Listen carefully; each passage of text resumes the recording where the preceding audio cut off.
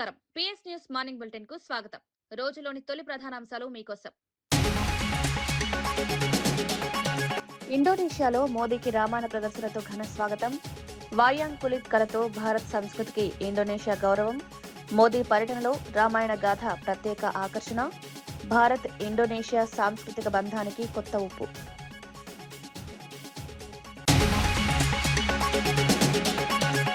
మేడారం పనులు 10 రోజుల్లో పూర్తి చేయాలన్న సీతక్క. సీఎం పర్యటనకు అధికారులు సిద్ధంగా ఉండాలని ఆదేశం. వరద ప్రభావిత ప్రాంతాలపై మంత్రి సీతక్క సమీక్ష. మేడారం అభివృద్ధి పనులు వేగవంతం చేయాలన్న మంత్రి.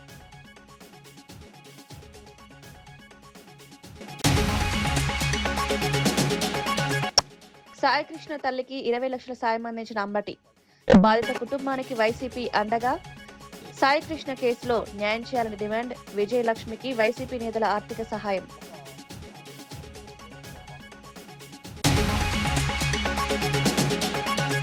కాళేశ్వరంపై కేసీఆర్ సమాధానం చెప్పాలన్న ఆది శ్రీనివాస్.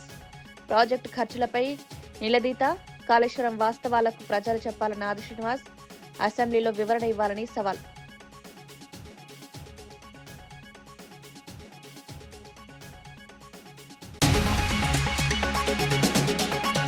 ఆత్మకూరులో మంత్రి ఆనం రామనారాయణకు ఘన స్వాగతం. 2 కోట్ల అభివృద్ధి పనులు. గ్రామాభివృద్ధికి ప్రభుత్వం కట్టుబడిందన్న ఆనం. ప్రజల ఆశీస్సులతో మరిన్ని అభివృద్ధి పనుల హామీ.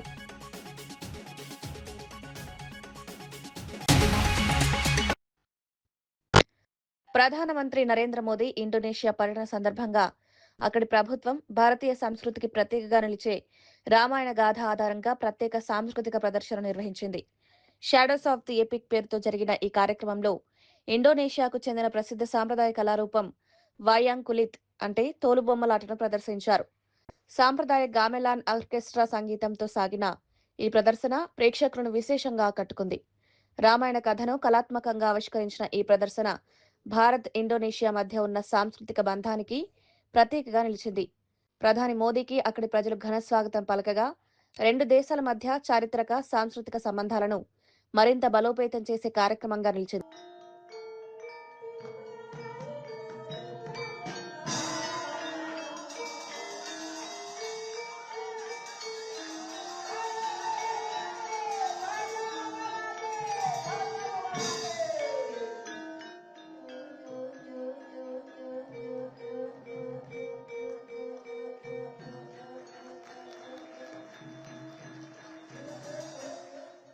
హైదరాబాద్ మల్లాపూర్లో జరిగిన 18వ హమాలీ ఆవిర్భావ సభలో ఓ బీఆర్ఎస్ అభిమాని చెప్పిన మాటలు అందరి దృష్టిని ఆకర్షించాయి. తన మనవడికి కుర్మ చరణ్ రాజ్ అనే పేరు పెట్టామని, ఆ పేరులోని మొదటి అక్షరాలతో కేసీఆర్ అని పిలుస్తున్నామని ఆయన తెలిపారు. తెలంగాణ ఉద్యమానికి నాయకత్వం వహించి రాష్ట్ర సాధనలో కీలక పాత్ర పోషించిన కేసీఆర్ పై ఉన్న అభిమానంతోనే ఈ పేరు పెట్టినట్లు చెప్పారు. తన మనవడు సెప్టెంబర్ 17న జన్మించాడని, ఆ సందర్భంగా ఈ పేరును ఎంపిక చేశామని వివరించారు. అభిమాని మాటలు విన్న బీఆర్ఎస్ వర్కింగ్ ప్రెసిడెంట్ కేటీఆర్ ఆయన్ను అభినందించారు. ఈ సంఘటన సభలో ఆసక్తికరంగా మారడంతో పాటు సోషల్ మీడియాలో కూడా వైరల్ గా మారింది. నాయకులపై ప్రజల్లో ఉన్న అభిమానానికి ఇది నిదర్శనమని పలువురు అభిప్రాయపడుతున్నారు. కుర్మ చరణ్ రాజ్ కేసీఆర్ మల్లగూడెం నా కేసీఆర్ నా మన్మన్ బర్త్డే రోజు ఇదే ఫంక్షన్ లో సంబరాలు చేద్దామని కూడా మళ్ళొకసారి మీకు తెలియజేస్తూ నా మన్మన్ బర్త్డే కూడా ఇంతకంటే ఘనంగా కూడా నా మన్మన్ బర్త్డే చేస్తా. స్వాగతంగా ప్రతి ఒక్కరు రావాలని మనస్ఫూర్తిగా కోరుతూ థ్యాంక్ యూ.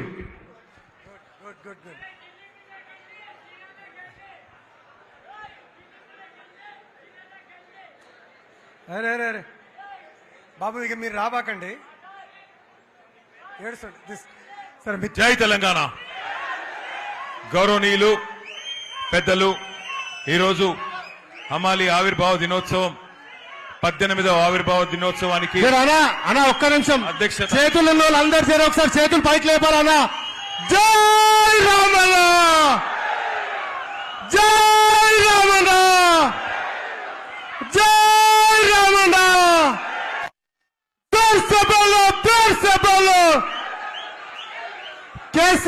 సుగాలి ప్రీతి కేసులో న్యాయం చేయాలని కోరుతూ బాధితురాలి తల్లి పార్వతి గన్నవరం పోలీస్ స్టేషన్లో ఫిర్యాదు చేశారు. ఎన్నికల ముందు తన కుమార్తె కేసులో న్యాయం చేస్తారని హామీ ఇచ్చిన డిప్యూటీ సీఎం పవన్ కళ్యాణ్ ఇప్పుడు ఆ హామీని నిలబెట్టుకోలేదని ఆరోపించారు. తన కుమార్తె మృతిపై సమగ్ర విచారణ జరిపి అసలు నిందితులను గుర్తించి కఠినంగా శిక్షించాలని డిమాండ్ చేశారు. ఈ కేసులో బాధిత కుటుంబానికి పూర్తి న్యాయం జరిగే వరకు పోరాటం కొనసాగిస్తామన్నారు. ఎన్నికల సమయంలో ఇచ్చిన హామీలను అమలు చేయాలని ప్రభుత్వాన్ని కోరారు. సుగాలి ప్రీతి కేసును వేగంగా విచారించి నిజాలు వెలుగులోకి తీసుకురావాలని విజ్ఞప్తి చేశారు. ఈ ఫిర్యాదుతో మరోసారి సుగాలి ప్రీతి కేసు రాజకీయంగా చర్చనీయాంశమైంది. ఎవరు మీకు ఆర్డర్ ఇచ్చారు, లేకపోతే ఎవరు మీకు ఇన్వెస్టిగేషన్ చేసి మీకు రిపోర్ట్ ఇచ్చారో పవన్ కళ్యాణ్ గారు చెప్పాలి.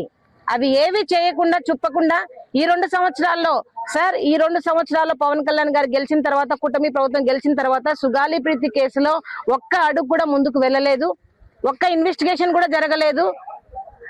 ఇంత బర్నింగ్ కేసులుంటే కూడా ప్రభుత్వం అంతా అబద్ధపు కేసుల మీద పరిగెడుతున్నారు కానీ నా కూతుర్ని చంపేసిన వాళ్ళ మీద పరిగెడుతుంటే నాకు న్యాయం జరిగేది. అందుకే ఈ రోజు నాకు న్యాయం చేయండి అని సభముఖంగా ప్రభుత్వాన్ని కోరుకుంటున్నాను, యశస్వ గారిని కూడా కోరుకుంటున్నాను. సాయి కృష్ణ మృతి ఘటనలో బాధిత కుటుంబానికి అండగా నిలుస్తామని మాజీ మంత్రి అంబటి రాంబాబు తెలిపారు. భర్తను కోల్పోయి ఇప్పుడు తన కుమారుడు సాయి కృష్ణను కూడా కోల్పోయిన విజయలక్ష్మి పూర్తిగా ఒంటరిగా మారిపోయారన్నారు. ఆమెకు ఆర్థికంగా తోడ్పాటు అందించాలనే ఉద్దేశంతో వైఎస్ఆర్సీపీలోని కాపు నాయకులు కలిసి 20 లక్షల రూపాయల విలువైన డిమాండ్ డ్రాఫ్ట్ ను స్వయంగా అందజేసినట్లు వెల్లడించారు. బాధిత కుటుంబానికి న్యాయం జరిగే వరకు పార్టీ అండగా ఉంటుందని హామీ ఇచ్చారు. ఈ ఘటనపై సమగ్ర దర్యాప్తు జరిపి అసలు బాధితులను చట్టం ముందు నిలబెట్టాలని డిమాండ్ చేశారు. బాధిత కుటుంబానికి ప్రభుత్వం కూడా తగిన సహాయం అందించాలని కోరారు. రాజకీయాలకు అతీతంగా మానవత్వంతో స్పందించాల్సిన అవసరం ఉందని పేర్కొన్నారు.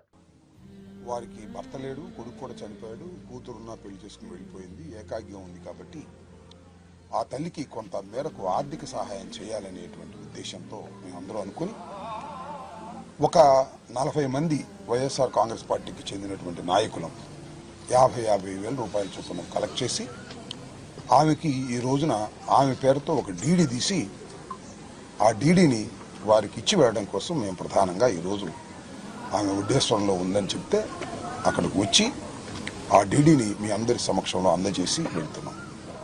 ఇది ప్రధానంగా ఇవాళ ఇక్కడ రావడానికి గల కారణం. ఈ కేసు చాలా దురదృష్టకరమైనటువంటి కేసు. ప్రత్యేక ఇంటెన్సివ్ రివిజన్ ప్రక్రియ గడువు పొడిగించాలని మాజీ ఎంపీ బోయినపల్లి వినోద్ కుమార్ ఎన్నికల సంఘాన్ని కోరారు. ఈ అంశంపై బీఆర్ఎస్ పార్టీ తరపున రాష్ట్ర ప్రధాన ఎన్నికల అధికారికి వినతి పత్రం సమర్పించినట్లు తెలిపారు. ఎస్ఐఆర్ ప్రక్రియను పర్యవేక్షించేందుకు పార్టీ ప్రత్యేక కమిటీ ఏర్పాటు చేసినట్లు వెల్లడించారు. ఇప్పటి వరకు రాష్ట్రంలో కేవలం 6.9% ఎన్యూమరేషన్ ఫామ్లే పంపిణీ అయ్యాయని, మిగిలిన ఫామ్లను కేవలం 20 రోజుల్లో పంపిణీ చేయడం సాధ్యం కాదన్నారు.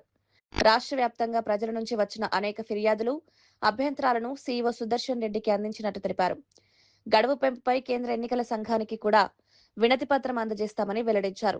ఓటర్లకు ఇబ్బందులు కలగకుండా పూర్తి స్థాయిలో ప్రక్రియ నిర్వహించాలని ఎన్నికల సంఘాన్ని కోరారు. రాష్ట్రంలో పూర్తి అవగాహన మా పార్టీ కార్యకర్తలకి కల్పించడానికి, తర్వాత దీనిపై రోజువారీ వివిధ గ్రామాల్లో జరుగుతున్నటువంటి ఎస్ఐఆర్ ఏదైతే బిఎల్ఓస్ ఉన్నారో బిఎల్ఏస్ పైన మరి వాళ్ళకందరికీ అవగాహన చేస్తూ వాళ్ళు పనిచేసే విధంగా ఉండడానికి మా రాష్ట్ర పార్టీ ఒక కమిటీని నియమించింది. దీంట్లో పెద్దలు ఎల్ రమణ గారు, కర్నె ప్రభాకర్ గారు, దాసో శ్రవణ్ గారు, మరి సోమ భరత్ కుమార్ గారు, సతీష్ రెడ్డి గారు, క్రిషాంక్ గారు, సుమిత్ర ఆనంద్ గారు, ముజీబుద్దీన్ గారు, అదేవిధంగా అభిలాష్ రావు గారు 9 మందితోని కమిటీ వేశారు. నిన్న సాయంకాలం పూట మరి రాష్ట్ర వ్యాప్తంగా 33 జిల్లాల నుండి వచ్చినటువంటి సూచనలు, అదేవిధంగా క్షేత్రస్థాయిలో జరుగుతున్న ఇబ్బందులు అవన్నీ కూడా మరి ఎలక్షన్ కమిషన్కి ఈరోజు మేము ఒక నివేదిక రూపంగా ఇవ్వడం జరిగింది. ఈరోజు ఇక్కడ రావడానికి అతి ముఖ్యమైన విషయం ఏంటంటే మరి కేవలము 7% మాత్రమే ఇప్పటి వరకు, 7 కూడా కాదు 6.9% మాత్రమే ఫామ్స్ డిస్ట్రిబ్యూట్ అయినాయి, లేకపోతే మన రిటర్న్ వచ్చినాయి కానీ డిజిటైజ్ అయినాయి. కాబట్టి ఇంకా మనకి కేవలం 20 రోజులే ఉన్నాయి, 10 రోజులే, 11వ రోజు ఈ రోజు. కాబట్టి మరి సమయము లేదు, మరి 25 రోజుల కూడా ఇంత పర్సెంటేజ్ అవుతుందా?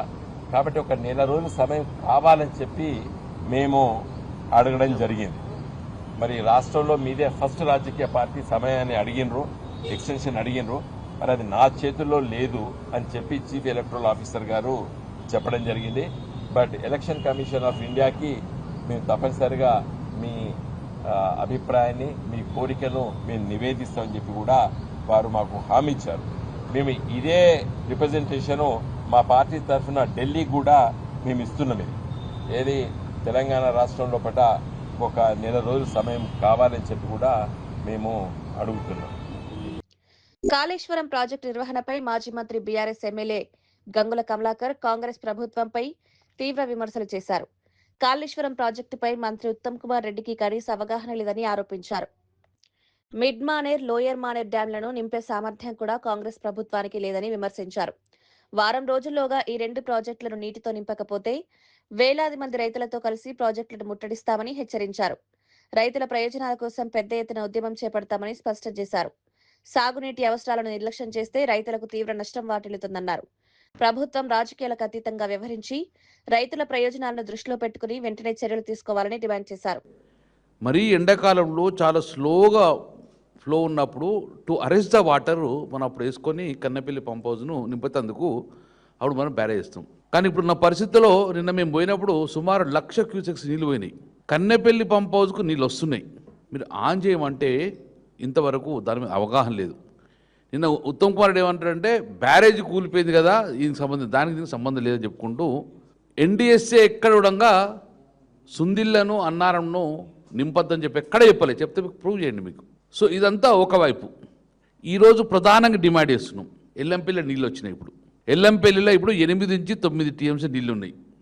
ఇప్పుడు ఆన్ చేయండి ఎమ్మెల్యే ఎల్లంపల్లి నుంచి. ఎల్లంపల్లి చెత్తేయండి. ఇప్పుడు ఎల్లంపల్లికి అయితే ఏం ప్రాబ్లం లేదు కదా. ఎల్లంపల్లి నుంచి వరదకాలం నీళ్ళు వేయండి. ఎల్లంపల్లి నుంచి మేడారం నుంచి లక్ష్మీపూర్ నుంచి మీరు మిడ్మాన నింపచ్చు. ఆ ఎన్ రూట్లో ఉన్న వరదకాల్లో ఉన్న వేలాది ఎకరాలు, వేలాది మోటార్లు, వేలాది తూములు నింపుకోవచ్చు కదా. మాకు రోజు 2 టీఎంస్ 3 టీఎంస్ సరిపోతాయి మాకు. మరి దీనికి ఉన్న ఇబ్బంది ఏంది? ఏం చెప్పారు? ఇక్కడ నీకు కన్నెపల్లి రాదు, ఇక్కడ మేడిగడ్డ రాదు, అన్నారం రాదు, సుందిల రాదు. కేవలం ఇప్పుడు ఎల్లంపల్లికి నీళ్ళు వచ్చినాయి. ఎల్లంపల్లి నుంచి మీరు నీళ్లు రిలీజ్ చేయాలి. రిలీజ్ చేస్తే వరదకాలం చూస్తే మిడ్మానకి పోతే మిడ్మాన నుంచి ఎల్ఎండి కూడా రావాలి. ఎల్ఎండిలో ఇప్పుడు డ్రింకింగ్ వాటర్ ప్రాబ్లం ఉంది కరీంనగర్ టౌన్కు. కనీసం ఎల్ఎండి అనడం మీరు ఒక 2-3 టీఎంసీ నింపే ప్రయత్నం చేయమన్నాం. సో ఎల్ఎండి వరకు నింపేది, మిడ్మానకు పంపేది ఎన్ రూట్లో ఉన్న మొత్తం కూడా రైతాంగానికి నారు పోసుకుంటారండి. మేము ప్రభుత్వాన్ని మేము కూడా ఒకసారి పర్యటించండి.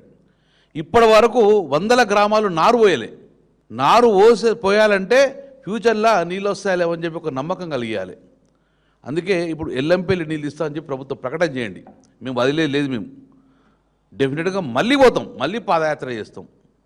ఒకవేళ వారం రోజులు నిన్న మా కేటీఆర్ చెప్పిన వారం రోజుల్లో మీరు నీళ్లు రిలీజ్ చేయి, కన్నెపల్లి నుంచి ఇస్తాం. కాళేశ్వరం ప్రాజెక్టు వ్యవహారంపై ప్రభుత్వ విప్ ఆది శ్రీనివాస్ బీఆర్ఎస్ నాయకత్వంపై తీవ్ర విమర్శలు చేశారు. 1,00,000 కోట్ల రూపాయలకు పైగా ఖర్చు చేసిన ప్రాజెక్టుపై తప్పులను ఒప్పుకోకుండా గొప్పలు చెప్పుకోవడం సరికాదన్నారు. గోదావరిలో ప్రజల డబ్బును వృధా చేశారని ఆరోపించారు. వారం రోజుల్లో కాళేశ్వరానికి నీటిని ఎలా తీసుకురాగలరో అసెంబ్లీలో కేసీఆర్ స్వయంగా వివరించాలని సవాల్ విసిరారు. తాము కూడా ఆ సమాధానం తెలుసుకోవాలని వ్యాఖ్యానించారు. ఎన్డీఎన్ఏ సూచనల ప్రకారం నీటిని నిల్వ చేయొద్దని చెప్పిన పరిస్థితుల్లో ప్రాజెక్టుల్లో నీటిని ఎలా నిల్వ చేస్తారో ప్రజలకు చెప్పాలని డిమాండ్ చేశారు. కాళేశ్వరం నిర్మాణంలో జరిగిన లోపాల వల్లే నేటి పరిస్థితి వచ్చిందని విమర్శించారు. ప్రాజెక్టుపై పూర్తి పారదర్శకత అవసరమని ప్రభుత్వం ప్రజలకు వాస్తవాలను తెలియజేస్తుందన్నారు. ఒకవేళ వాస్తవమైతే ఆ ప్లాన్ లో మేము పోయేటువంటి ప్రయత్నం చేస్తాం కదా. కరెంటు బిల్లుల మోత ఈ రోజు రాష్ట్ర ప్రజలపై భారం పడ్డది. కరెంటు వృధా కావడం తప్ప కాలుష్యంతో ఇక్కడ కూడా ఉపయోగం రాలేదన్నమాట. మేడిగడ్డ, సుందిల్ల, అన్నారు నుంచి చుక్క నీరు వాడుకోవాలి. ఎల్లంపల్లి ద్వారానే అన్ని ప్రాజెక్టులు నీళ్లు తెచ్చుకున్నాం గోదావరికి. మేడిగడ్డ కుంగిపోయింది, అన్నారం, సుందిల్ల బుంగలు పడ్డాయి. సిపేజీ నుంచి మనం షార్ట్ రేట్ ఫోటో ద్వారా కూడా చూసినాం. మొత్తం కింద నుంచి వచ్చి ఇసుక బయటకు వచ్చేసింది. అందులో ఊసిన వాళ్ళు నీళ్ళు వెళ్ళిపోవడం కదా. ఆ బ్యారేజ్ కూడా కూలిపోయే ప్రమాదం ఉందని చెప్తున్నాం కదా. ఎన్డీఎస్ఏ వద్దంటే ఆపినాం. వాళ్ళన్నీ తెలిసి మళ్ళీ అన్నారు బ్యారేజ్ తెగిపోవాలని, సుందిల బ్యారేజ్ ఆయన దున్నకాడ తెగిపోవాలని చెప్పని, వీళ్ళు మా ఆయంలో అయితే వీళ్ళ ఆయంలో ఎందుకు కాలేదని చెప్పని. అంటే వాళ్ళు మసిబూసి మామిడికాయ చేయడంలో, బట్టగాల్చి మీద వేయడంలో సిద్ధాస్తులు. మంత్రి సీతక్క ములుగు కలెక్టరేట్లో అధికారులతో సమీక్ష నిర్వహించి వరద ప్రభావిత ప్రాంతాల పరిస్థితి, ముఖ్యమంత్రి రేవంత్ రెడ్డి పర్యటన ఏర్పాట్లపై కీలక ఆదేశాలు జారీ చేశారు. మేడారంలో పెండింగ్ లో ఉన్న అభివృద్ధి పనులను 10 రోజుల్లో పూర్తి చేయాలని అధికారులను ఆదేశించారు.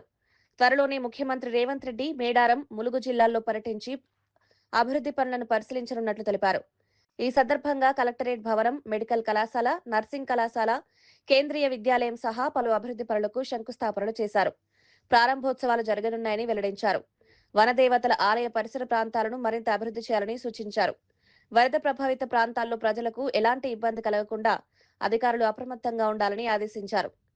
ఇక్కడ 145 కోట్లతోటి కొట్లాపురం లిఫ్ట్ కానీ, మరి కరకట్ట పనులు కానీ, ఇట్లా చాలా పనులు ముఖ్యమంత్రి గారి రాక కోసం మేము ఆపడం అంటే పనులు జరుగుతున్నాయి. బట్ ఇనాగ్రేషన్ ఫౌండేషన్ మేము వేయలేదు. వారి చేతుల మీదుగా ఈ చాలా పనులను ఫౌండేషన్ వేయించేటువంటి కార్యక్రమం కూడా మరి ఉన్నది. కాబట్టి ఒకే రోజు అక్కడ సమ్మక్క సారలమ్మను దర్శించుకుంటారు. సాయంత్రం ఇక్కడ వచ్చి మరి పంచాయతీరాజ్ శాఖ ఆధ్వర్యంలో చేపడుతున్నటువంటి హ్యామ్ ప్రోగ్రామ్ పనులను కావచ్చు, జిల్లాలో వివిధ డిపార్ట్మెంట్ల వారిగా చేయాల్సినటువంటి అభివృద్ధి పనులను కావచ్చు, ఇవన్నీ కూడా వారి చేతుల మీదుగా శంకుస్థాపనలు చేయించడం జరుగుతుంది. కాబట్టి మరి వారి రాక సందర్భంగా కూడా మేము చేయాల్సినటువంటి ఏర్పాట్లన్నీ కలెక్టర్ గారి అధ్యక్షతన డిస్కస్ చేసుకోవడం జరిగింది. ఆంధ్రప్రదేశ్ బీజేపీ అధ్యక్షుడు పివిఎన్ మాధవ్ విశాఖపట్నం తీరంలో గల్లంతైన మత్స్యకారుల కుటుంబాలను పరామర్శించి వారికి ధైర్యం చెప్పారు. గల్లంతైన మత్స్యకారులను సురక్షితంగా గుర్తించేందుకు ప్రభుత్వం అన్ని విధాలుగా ప్రయత్నిస్తోందన్నారు. కేంద్ర, రాష్ట్ర ప్రభుత్వాల సమన్వయంతో సహాయక చర్యలను ముమ్మరం చేశాయని తెలిపారు. బహుళ ప్రభుత్వ సంస్థలు కలిసి సముద్రంలో గాలింపు చర్యలు కొనసాగిస్తున్నాయని వెల్లడించారు. బాధిత కుటుంబాలకు అవసరమైన ప్రతి సహాయం అందిస్తామని హామీ ఇచ్చారు. ఈ క్లిష్ట సమయంలో ప్రభుత్వం వారి వెంటే ఉంటుందని భరోసా కల్పించారు. మత్స్యకారులను క్షేమంగా తీసుకురావడమే ప్రభుత్వ ప్రధాన లక్ష్యమని పేర్కొన్నారు. గాలింపు చర్యల్లో నౌకాదళం, కోస్ట్ గార్డ్ తో పాటు సంబంధిత శాఖలు సమన్వయంతో పనిచేస్తున్నాయని తెలిపారు. 5-6 మీటర్ల పైన అక్కడ అలలున్నాయి. ఆ యొక్క షిప్ యాంకరేజ్ ఉంది, కానీ ఆ షిప్ చాలా ఉతలాకుతలం అవుతుంది కనుక అక్కడికి వెళ్ళి వాళ్ళని రక్షించే పరిస్థితి కోస్ట్ గార్డ్కి లేదు. అలాగే హెలికాప్టర్ కూడా వెళ్ళటం జరిగింది. హెలికాప్టర్ నుంచి రోప్ నుంచి వాళ్ళని సేవ్ చేసి తీసుకురావాలి. అయితే తీసుకొచ్చే సమయంలో కూడా ఆ యొక్క రోప్ అటు ఇటు వెళ్ళటం కారణంగా ప్రమాదం జరగచ్చు అనే ఒక అభిప్రాయంతో ఈ యొక్క సర్చ్ ఆపరేషన్ అంటే తన రికవరీ ఆపరేషన్ ఆపడం జరిగింది. త్వరలోనే 2 చాపర్స్ దీనికోసం పెట్టడం జరిగింది. ఎప్పుడైతే కొంచెం వాతావరణం అనుకూలిస్తుందో వెంటనే వెళ్ళి ఆ చాపర్లో మన కారు చిన్నాన్ని తీసుకొచ్చడం జరుగుతుంది. కారు చిన్న వచ్చిన తర్వాత ప్రమాద వివరాలు, ఆ విధంగా మిగతా వాళ్ళు ఎటువైపు వెళ్ళిపోయారనే సమాచారం కూడా మనకు తెలియడానికి అవకాశం ఉంది. భారత విద్యార్థి ఫెడరేషన్ ఎస్ఎఫ్ఐ రాష్ట్ర కమిటీ పిలుపు మేరకు సంగారెడ్డి జిల్లా కమిటీ ఆధ్వర్యంలో జిల్లా కలెక్టరేట్ కార్యాలయం ఎదుట ధర్నా నిర్వహించారు. ఈ సందర్భంగా ఎస్ఎఫ్ఐ జిల్లా అధ్యక్షుడు టి రాజేష్, జిల్లా కార్యదర్శి కె సతీష్ మాట్లాడుతూ ప్రభుత్వ పాఠశాలల్లో విద్యార్థులకు కనీస మౌలిక సదుపాయాలు కూడా అందుబాటులో లేవని ఆరోపించారు. విద్యా సంవత్సరం ప్రారంభమై నెలలు గడిచినా పాఠ్య పుస్తకాలు, నోట్బుక్స్, యూనిఫామ్లు పూర్తిగా పంపిణీ చేయలేదని విమర్శించారు. రాష్ట్రంలో ఉపాధ్యాయుల కొరత, ఖాళీ పోస్టులు, ఎంఈఓలు, డిఈఓలు లేక విద్యా వ్యవస్థ దెబ్బతింటోందన్నారు. వెంటనే డిఎస్సి నోటిఫికేషన్ విడుదల చేసి ఖాళీలను భర్తీ చేయాలని డిమాండ్ చేశారు. ప్రైవేట్, కార్పొరేట్ విద్యా సంస్థల్లో ఫీజు నియంత్రణ చట్టం తీసుకురావాలని, పెండింగ్ లో ఉన్న స్కాలర్షిప్లు, ఫీజు రియంబర్స్మెంట్ బకాయిలను వెంటనే విడుదల చేయాలని ప్రభుత్వాన్ని కోరారు. ఈ రోజు కాంగ్రెస్ గవర్నమెంట్ అధికారంలోకి వచ్చి 2 సంవత్సరాలున్నర అవుతుంది, కానీ ఇంతవరకు విద్యార్థుల సమస్యలను పరిష్కరించలేకపోవడం చాలా సిగ్గుచేటు. అదే విధంగా ప్రైవేట్ యజమానులు అనేది స్కాలర్షిప్లు, ఫీజు రియంబర్స్మెంట్ రాక పేద విద్యార్థిని, మధ్యతరగతి విద్యార్థులకు డబ్బులు కట్టించే వరకు వాళ్ళకు సర్టిఫికెట్లు ఇవ్వడం లేదు. ఆ విధంగా పేద మధ్యతరగతి విద్యార్థులు ఆ విధంగా కట్టలేక అక్కడ హయ్యర్ ఎడ్యుకేషన్కి వెళ్ళలేక, ఇక్కడ ఎడ్యుకేషన్ కంప్లీట్ చేయలేక 1 year గ్యాప్ అవుతుంది. అదేవిధంగా గ్యాప్ అవ్వడం వల్ల వాళ్ళు మళ్ళీ ఎక్కడో పని చేసుకొని ఆ డబ్బులు తీసుకొచ్చి కట్టి కాలేజీలో కట్టినా సరే హయ్యర్ ఎడ్యుకేషన్కి వెళ్తే మీది 1 year గ్యాప్ ఉందని చెప్పేసి వాళ్ళకు అక్కడనే ఆపడం జరుగుతుంది. ఏదైతే ఉందో కాంగ్రెస్ గవర్నమెంట్ వచ్చినప్పుడు, వీళ్ళ ప్రభుత్వం వచ్చిన తర్వాత విద్యారంగానికి మేము 30% నిధులు కేటాయిస్తామని చెప్పేసి చెప్పడం జరిగింది రాష్ట్ర ప్రభుత్వానికి. అయినా సరే ఇప్పటికీ విద్యారంగానికి 8% నిధులు కేటాయించడం అనేది చాలా సిగ్గుచేటు. విద్యా కేంద్ర మండలికి కూడా మనకు ఈరోజు కూడా విద్యారంగానికి 18% నిధులు కేటాయించాలని చెప్పేసి చెప్తున్నా సరే ఈ గవర్నమెంట్ పట్టించుకోవడం చాలా సిగ్గుచేటు, పట్టించకపోవడం. అదేవిధంగా పేద మధ్యతరగతి విద్యార్థులు అనేది చాలా విద్యను నష్టపోతున్నారు. దాంతోపాటు ఏదైతే ఉందో ప్రభుత్వ విద్యా సంస్థలలో గవర్నమెంట్ స్కూల్స్ 32,000 స్కూల్స్ ఉంటే వాటిని కుదించి 4,000కు మార్చడం అనేది చాలా దుర్మార్గం. ఆ 4,000కు మార్చడం అంటే ఈరోజు పేద మధ్యతరగతి విద్యార్థులకు విద్యను అనేది అందని ద్రాక్షగా మార్చే విధంగా కనిపిస్తుంది. చిత్తూరు జిల్లా పూతలపట్టు బంగారుపాలెం సబ్ రిజిస్ట్రార్ కార్యాలయం ఎదుట దస్తావేజ్ లేఖరుల సంఘం ఆధ్వర్యంలో నిరసన కార్యక్రమం నిర్వహించారు. జీవో 396 ను వెంటనే రద్దు చేయాలని డిమాండ్ చేస్తూ దస్తావేజ్ లేఖలను పెన్ డౌన్ చేపట్టారు. ఈ జీవో తమ ఉపాధిపై తీవ్ర ప్రభావం చూపుతోందని, వేలాది కుటుంబాల జీవనోపాధికి ముప్పుగా మారిందని ఆందోళన వ్యక్తం చేశారు. రిజిస్ట్రేషన్ కార్యాలయాల ప్రైవేటీకరణ నిర్ణయాన్ని కూడా వెంటనే ఉపసంహరించుకోవాలని ప్రభుత్వాన్ని కోరారు. ప్రజలకు మెరుగైన సేవలు అందించాలంటే ప్రభుత్వ వ్యవస్థనే బలోపేతం చేయాలని సూచించారు. తమ డిమాండ్ నెరవేరే వరకు ఆందోళన కొనసాగిస్తామని హెచ్చరించారు. మేము వ్యతిరేకంగా నిరసన తెలుపుతూ మా యొక్క ఆవేదనను ప్రభుత్వానికి తెలియజేస్తున్నాం. మునుపు బ్రిటిష్ కాలం నుండి కూడా దస్తావేజు లేఖలు అనేది ఒక గౌరవమైన ఉద్యోగం. దీంట్లో ప్రభుత్వ ఉద్యోగం కానీ ప్రభుత్వ జీతాలు కానీ మాకు ఇంతవరకు ప్రభుత్వం ఎటువంటి ఉపాధి కూడా కానీ వేతనాలు కానీ కల్పించలేదు.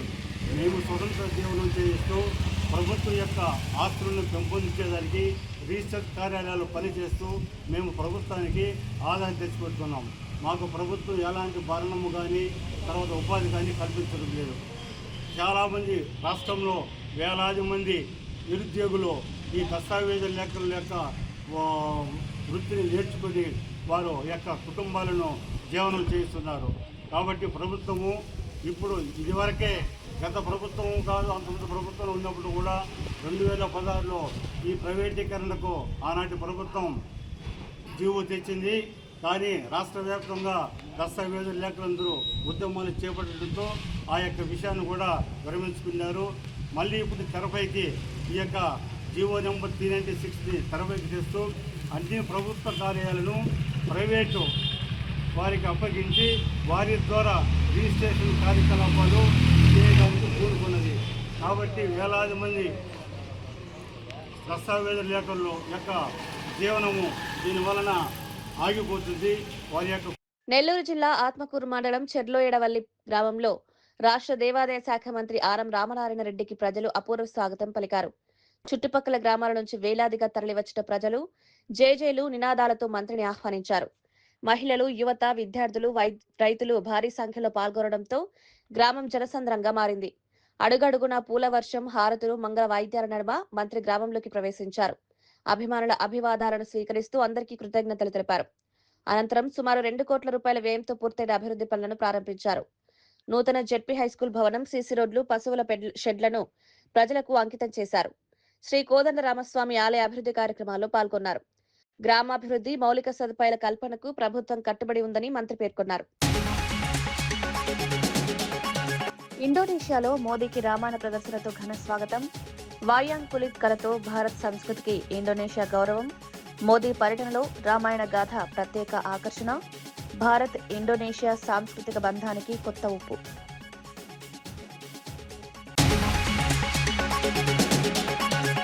మేడారం పనులు 10 రోజుల్లో పూర్తి చేయాలన్న సీతక్క. సీఎం పర్యటనకు అధికారులు సిద్ధంగా ఉండాలని ఆదేశం. వరద ప్రభావిత ప్రాంతాలపై మంత్రి సీతక్క సమీక్ష. మేడారం అభివృద్ధి పనులు వేగవంతం చేయాలన్న మంత్రి.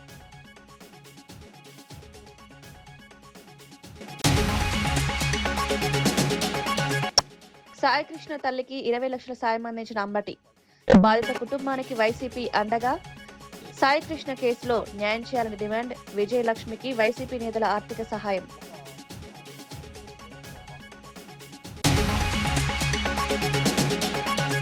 కాళేశ్వరంపై కేసీఆర్ సమాధానం చెప్పాలన్న ఆది శ్రీనివాస్. ప్రాజెక్టు ఖర్చులపై నిలదీత. కాళేశ్వరం వాస్తవాలకు ప్రజలు చెప్పాలన్న ఆది శ్రీనివాస్. అసెంబ్లీలో వివరణ ఇవ్వాలని సవాల్.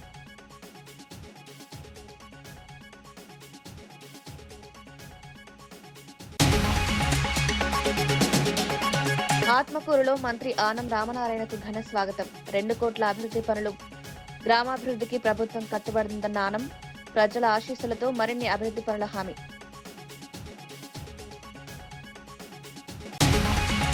మరిన్ని వార్తలతో మళ్ళీ కలుద్దాం. నమస్కారం.